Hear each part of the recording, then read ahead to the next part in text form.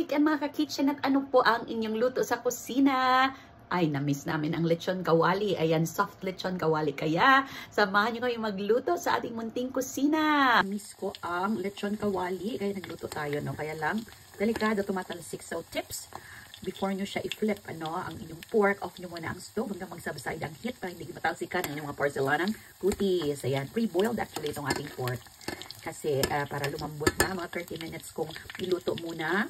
Tapos, let it dry a bit, pat it dry with a cloth or paper before nyo siya iprito. Kasi pag may meron siyang tubig ay tatalsik yan.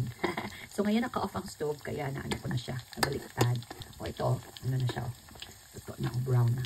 Yan, parang bacon kasi natagtad siya sa kanyang mga kasama. Look at that. So, I fried it, deep fried until golden brown.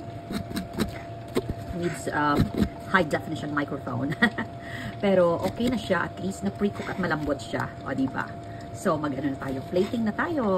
Ready na to serve sa ating dalaga. Thank you, Mama. Happy eating, Lana. Happy cooking and eating, everybody. Love, love, love. Yan. Wala siyang rice. Ano lang daw gusto niya. Sandwich with melted cheese.